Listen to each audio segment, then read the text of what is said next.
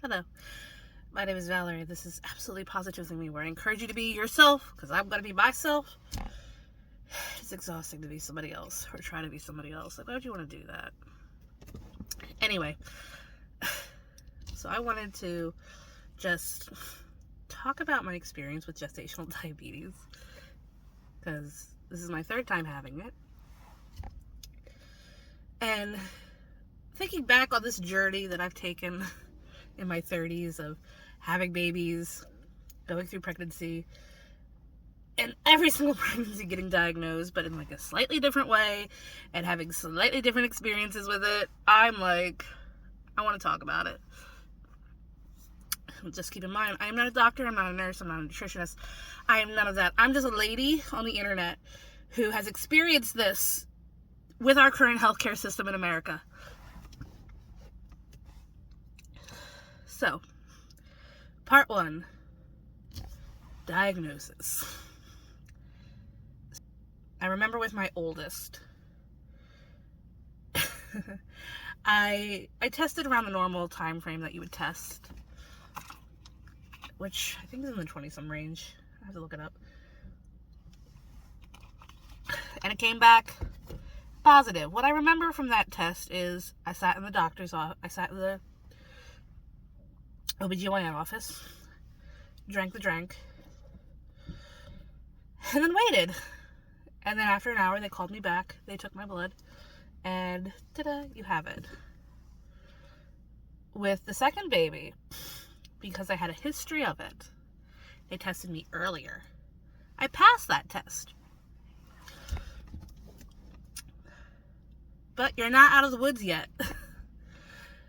I do a 1 hour with that first test, drink the drink, wait an hour, take blood. I'm pretty sure it was still in the doctor's office. I don't think I had to go to LabCorp then. And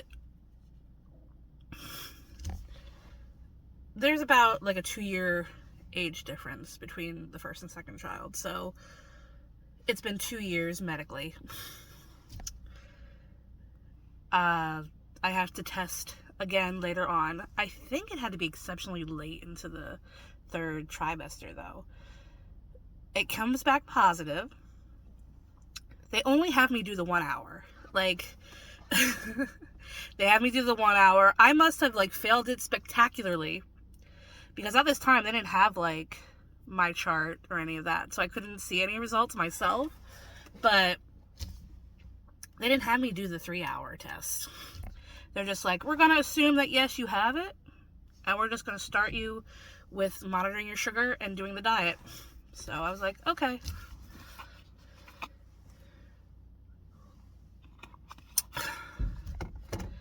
With this third baby, and now there's like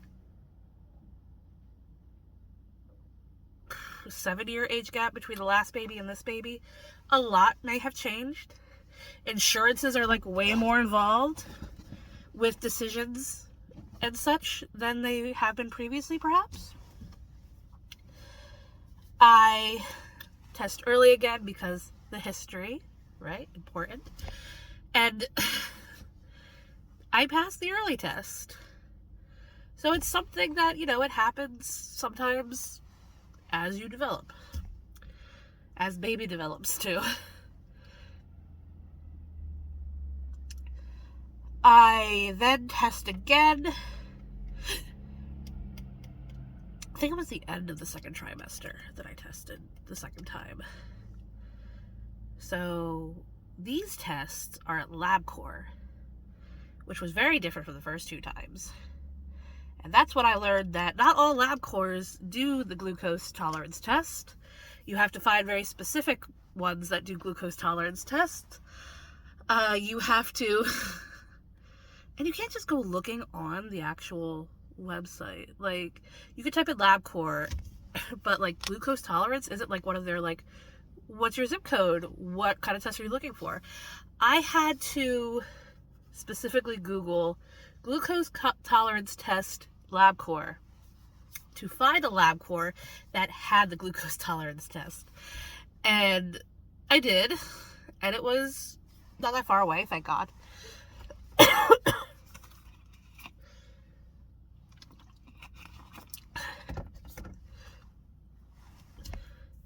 So I do my 1 hour there. I freaking fail it. Well, like, borderline fail. Like, I passed the first. I got like 1 point away from being over with the second test. But that's enough.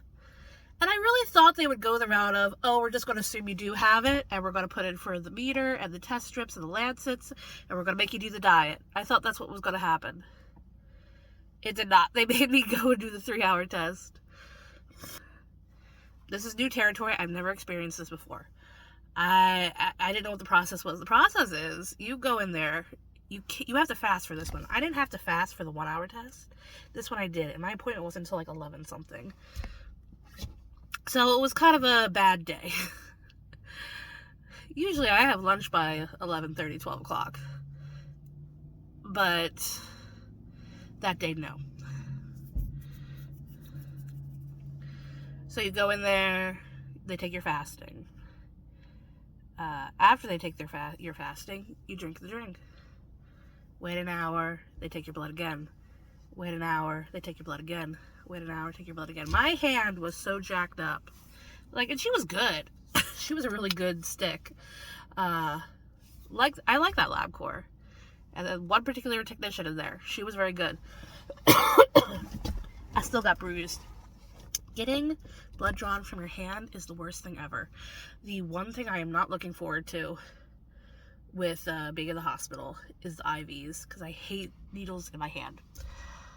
Results, like, a couple days later.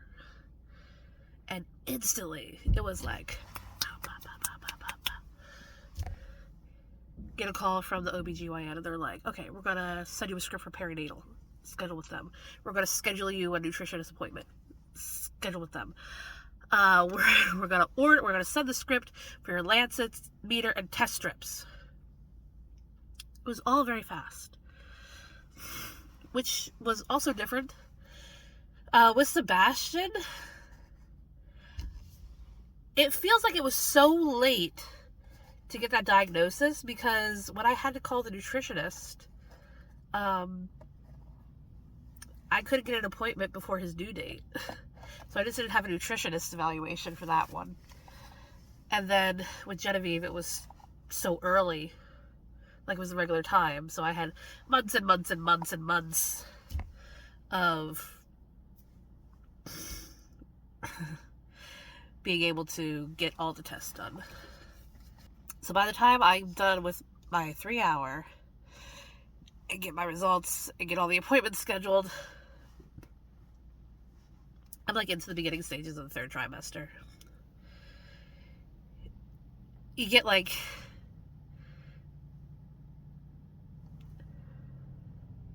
to me, it's just interesting how it's changed, and that every experience was different. It's to be expected, though. Like, medical science evolves.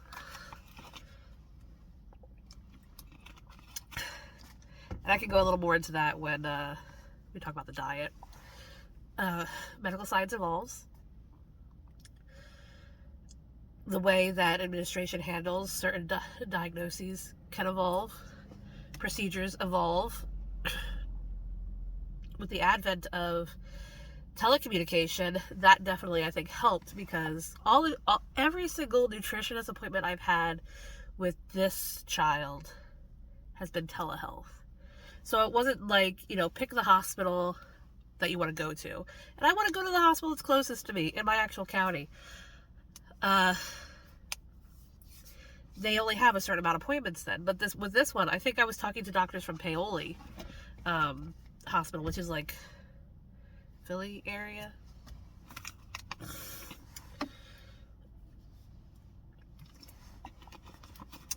What's funny is, even though I was told all the pregnancy care is paid for, like covered, and you would think that the diabetes that I'm getting from the pregnancy and the class and the doctor's appointments I have to take because of the diabetes, that is because of the pregnancy, those would be covered. The fact that they're telehealth appointments That's why I had to pay a small portion of it. It could be so much worse. I know it can be so much worse. My insurance is fairly good. It's going up in price, but it is fairly good. Though I think, like, especially now, if they're saying, oh, you should shop around for the best price, every hospital is different. Okay, so when I get these calls from the doctors who are like, this needs to happen, this needs to happen, this needs to happen, I'll be like, well, slow down, doc. I need to make some calls. Because that'll work out. Overall, I think I'm just bitter. I've had to have that drink 3 times this pregnancy. And the other 2 pregnancies, well, it's been like an incremental climb each pregnancy. First pregnancy, I only had to drink that drink once. Second pregnancy, twice. Third pregnancy, 3 times. It's disgusting. It's really disgusting. It's like hyper sweetened Kool-Aid. Only it's clear, and that tricks your brain because you're like, it's water. No, it's terrible. Part 2, the diet. I had the nutritionist appointment. She asked me, what do you remember about the diet from all those years back? And because I didn't have a nutritionist with my second pregnancy, the only things I could recall were the appointment with the nutritionist during my first pregnancy. And I was like, well, I remember that this nutritionist really wanted me to focus on protein over carb. It's okay if the protein and carb are like equal to each other, but she really wanted the protein to be more than the carb. I remember that Fairlife milk was like the milk of choice. I remember I could only have like 1 slice of bread in the morning, but it had to have a lot of protein on it. And I think because of that, I just like foregoed bread until the afternoon. I remember there were like much smaller carb numbers I had to hit in that first pregnancy. And she was like, okay, that's different now. Like I said, medicine evolves. So now she was saying that now they focus more on equal parts fat, fiber, carb, protein, all that. So the most important thing is to try and get them all together, and that way you have the carbs, because carbs are important for brain development and all that. And it's just having those other things to help the carb not elevate your sugar so quickly. Like when I had another consult appointment when they were specifically talking about the insulin, she was saying, oh, there was a lot of talk about me going low.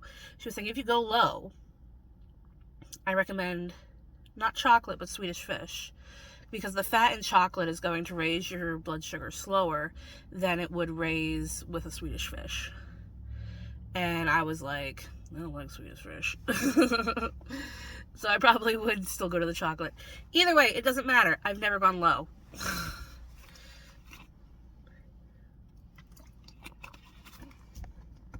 In fact, I'm on overnight long-lasting insulin to try and curb my fasting sugars. And it was working for a couple of days this past week. Today it was 136. And I'm like, how? I'm just laying here. I know it's like hormones and it's other factors that you can't really control. Like during the day, diet controls those sugars. But in the nighttime, there's a lot of stuff happening that I'm not in control of.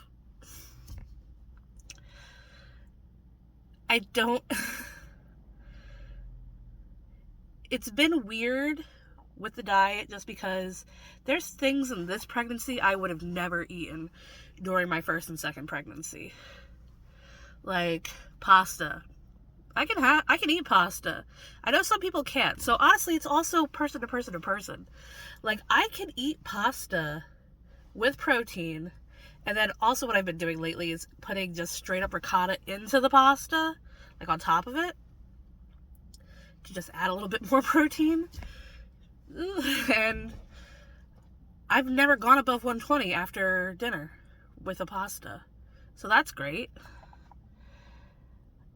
But that would not have happened when I was pregnant with Seb and Jen. Like, we were eating spaghetti squash, zoodles,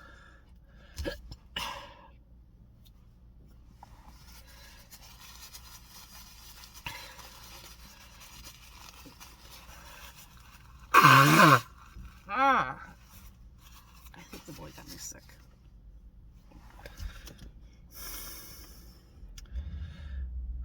We were, like, the zucchini zoodles.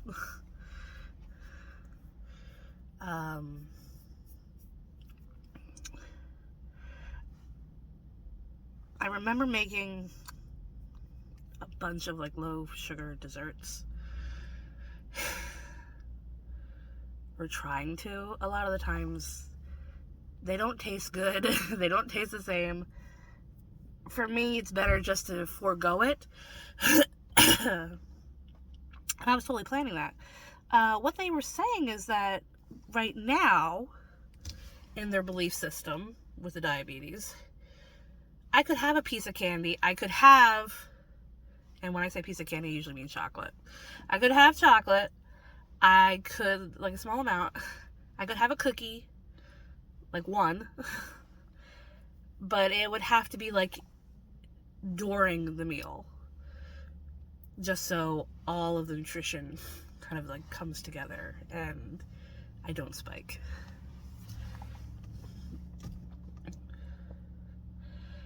So that's different. The popcorn thing, one of the snacks I suggested was 3 cups of popcorn, and I'm like, that's so much. That's so much, and I definitely would not have eaten popcorn during my first 2 pregnancies. But apparently you can. I would watch that one. That is tricky, and sometimes if you're not being careful, you can, like, go over. I think popcorn has fiber in it. Can't have corn, though. You can have popcorn at a certain limit.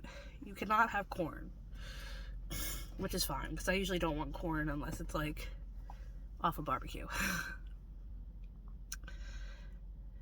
I don't particularly like the structure of the meals, just because with me, I prefer to eat my meal and have it be a substantial enough meal that I can go to the next meal. I don't particularly like snacking. I don't like having to wake up, check my blood, and then immediately eat. I know I might not look like it, but there were a lot of times I would skip breakfast just because I'm like, I don't want to deal with it this early in the morning. I'll eat when it's lunchtime. Can't do that while pregnant with this progressive disease. I wake up, especially when it's my sugar so high, it's about trying to bring it down. So that's what I focused on.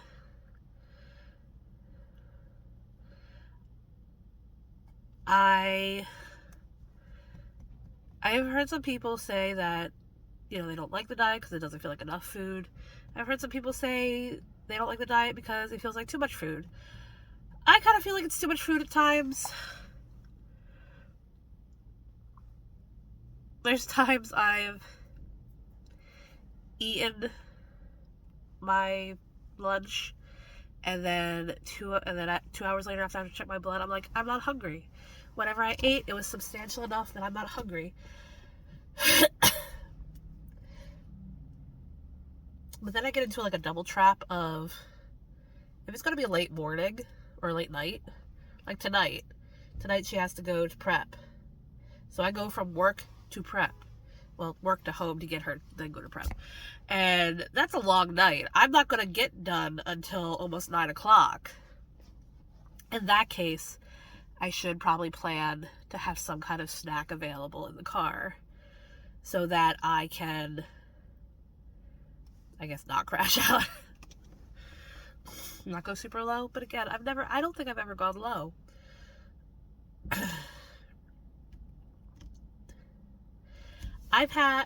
Most of my sugars during the day with the diet are controlled. I usually am somewhere between the high 80s to 120, which is not great, but you're supposed to be staying between 70 and 120.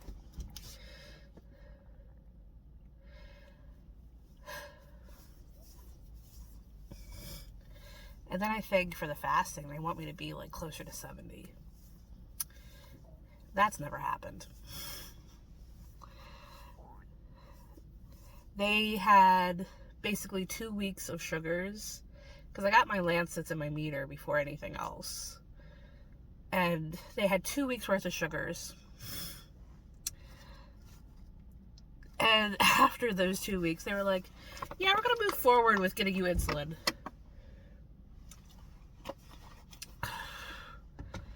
So that was its own new thing. Like, I've never gone on insulin, and I had a lot of emotions attached to that. Part 3, insulin.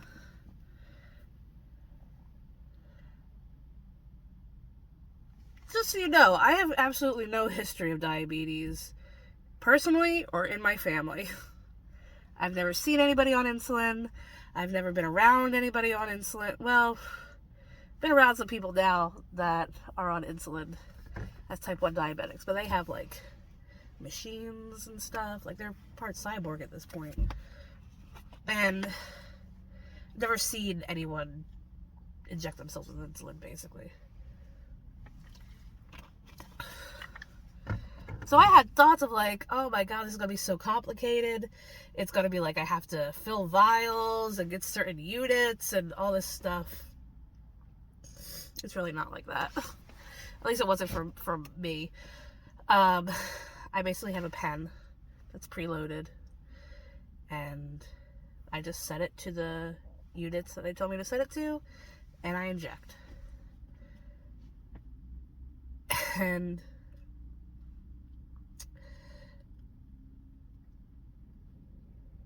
they talked so much about the possibility of getting low and going through low blood sugar that I honestly was kind of worried. But no, it never happened. I'm up to 24 units now, and even sometimes that doesn't work. Like, I don't know, if my spikes if my fasting continues to be like in the upper 100s, they're probably gonna shoot up my dosage,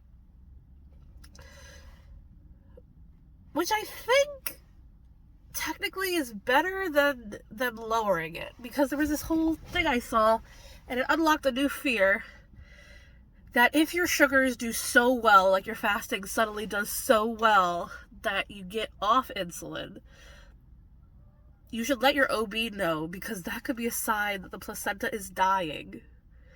And I was like, great, new fear unlocked. Well, I spiked last night, so I don't think the placenta's dying. If anything, it's getting more aggressive. Which happens. I'll be 38 weeks on Wednesday.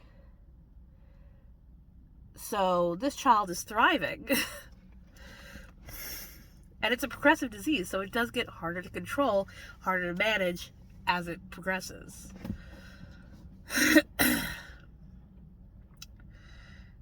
It's just a constant chasing game. So silly.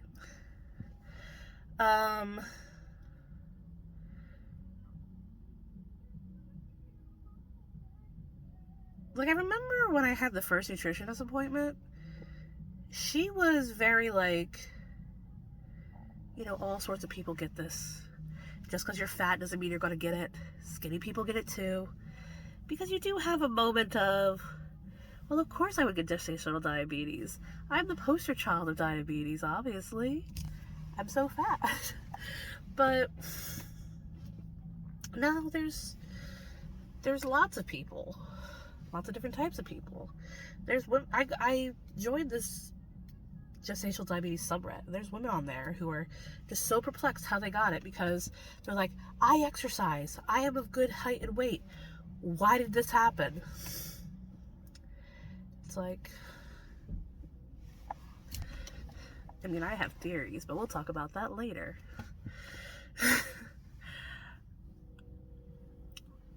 So I understood that and I was fine with it. I figured, but I never had to go on insulin. So I was like, as long as I control the diet, it doesn't feel as shameful. It's just something you get.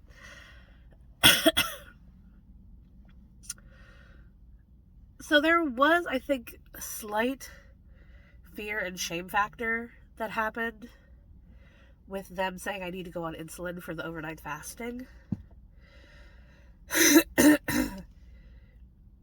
And I think it upset me too, because I've always had overnight fasting issues. I had them with my first pregnancy, and we never talked about insulin. Granted, I was like almost 10 years younger with my first pregnancy, so I'm sure that actually is a factor. That I'm an older geriatric pregnancy with other high risk involved. So they're like, yeah, we're going to go right to insulin. You've had 2 weeks to prove yourself. Oh well, insulin. But with how easy it is, it doesn't feel that embarrassing, I guess. It's hard to explain. I'm not as off-put by it now than when I was first told I potentially would have to go on insulin. It is what it is. I heard that some people were taking metformin. And I think someone in real life, too, had asked me, why did they just do metformin instead of doing insulin? And I asked the doctor that, because I am an inquisitive sort, so I want to know, hey, why do some doctors allow for metformin and some doctors don't? And basically the answer is metformin can cross the placenta, and there's no conclusive study on how it affects the baby. Insulin is a natural chemical already in the body, so they don't mind the insulin, and they know how insulin affects the baby. So it's just a safer thing. And to me, that's most important. If it means safer for baby, I'll tolerate it, I'll do it. Part 4. I think it's really his fault.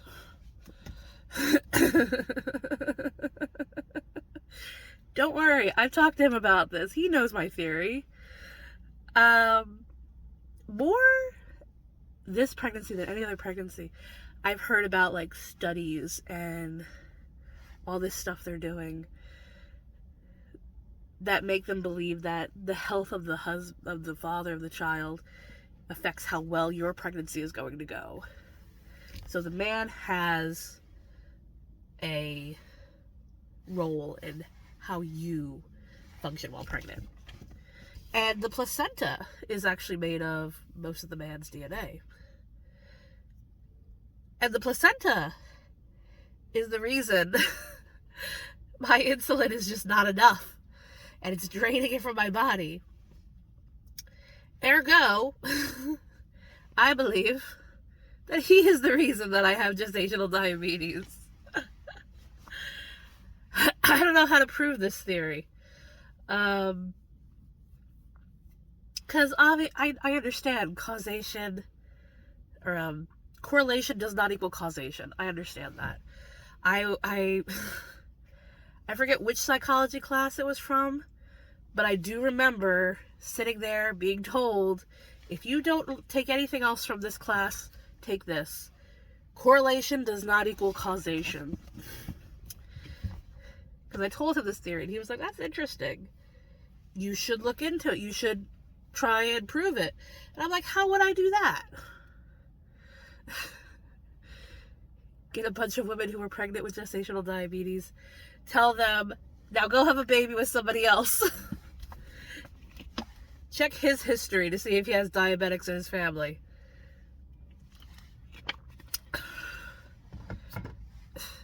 have more babies for science. I think the only like ethical way to do that would be to, I guess, do surveys, but again, that doesn't take away that correlation does not equal causation. I don't know. I haven't done research since college, so, but like, you know, research and experimentation and setting up studies since college.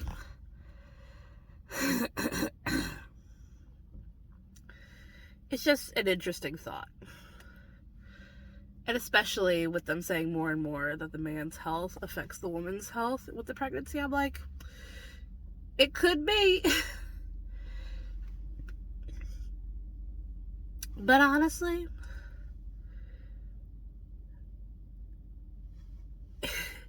even if that's true, even if picking a different guy would have meant I had no gestational diabetes and I could have just enjoyed being pregnant without any limitations, I'm glad he's the father of my children. He's an attentive father. He cares. And I know not every woman and child is lucky to have that.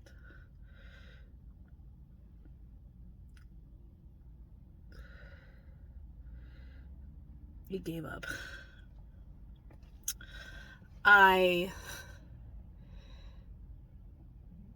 He's been so super attendant with me in this pregnancy. He goes to nearly every appointment, even appointments that have nothing to do with him.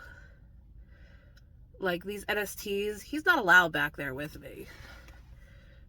I also may have had another new fear pop up where I heard somebody talk about their NST and that it was a bad session. And they decided they had to take the baby out. And they have one car, and he wasn't with her, and she couldn't call him to get him there.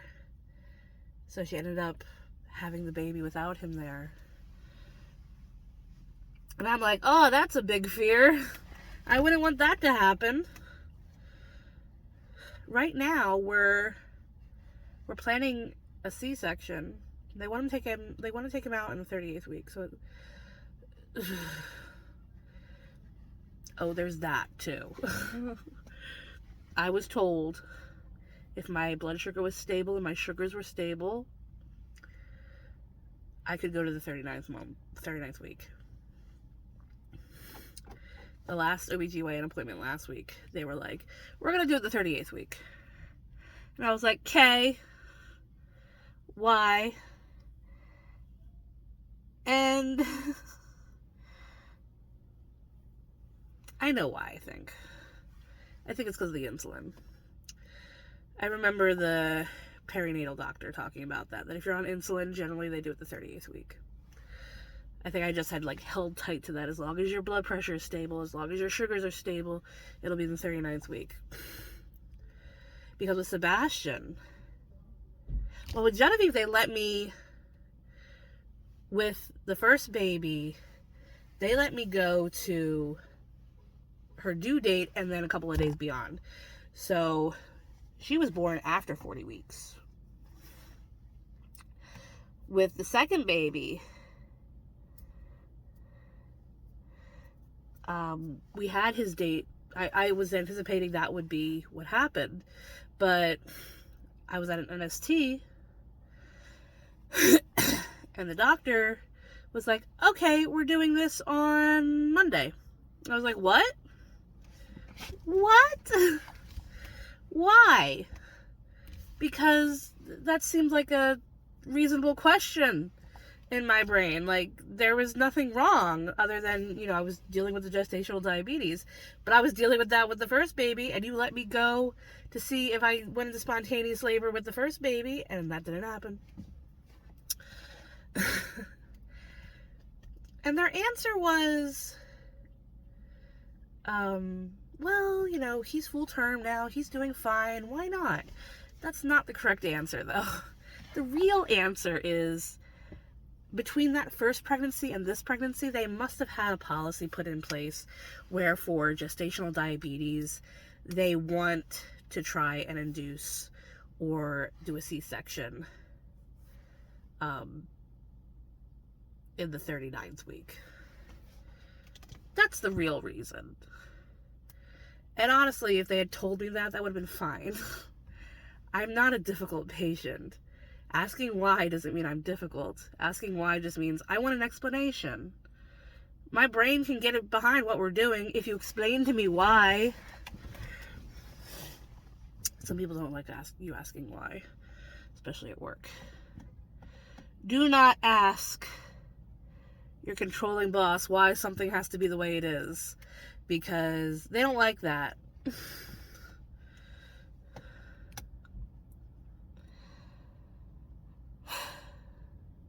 The other thing was, I was supposed to do VBAC in that second pregnancy, or I wanted to try VBAC. No, it went right to C-section. I never pushed why that was, though. I can't remember anyway, but it just stopped being a part of the conversation. This one, from the beginning, has been, it's going to be a C-section. And I'm like, Tom actually brought up VBAC recently. And I was like, oh no, it's a C-section. They're not going to have me do VBAC. Like, I think maybe if I had gone through a VBAC with the second baby, they probably would have been okay with me trying it for this third one. But since they tried to induce with the first kid and ultimately had to do an emergency C-section with her, and then with him they did a planned C-section. This third one, pretty sure between my age, my weight, the complications of gestational diabetes, that's like a trifecta of high risk. So they're just like, nah, we're just gonna slice you open and take him out. I thank God I'm allowed to have grown up in a time where C-sections are available, and it doesn't mean instant death. So, yeah.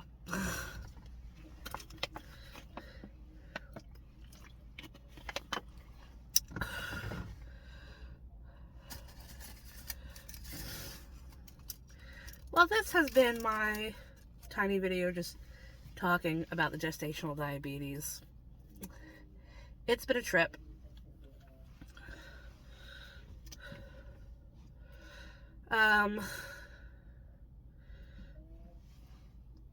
It possibly is almost over. Hopefully, once everything is resolved, my body can go back to just being normal as far as insulin. I don't know, having it 3 times, the pie's just gonna be like, forget it, we have type 2 now. But I always keep up with every doctor just to let them know, like, hey, I had gestational diabetes, you might want to check my A1C. And so far, it's been okay. But I'm about to hit 40 in a couple of months, so I've been told by a lot of people who get into 40 that life goes downhill medically by then. So, I don't know. Okay. Bye.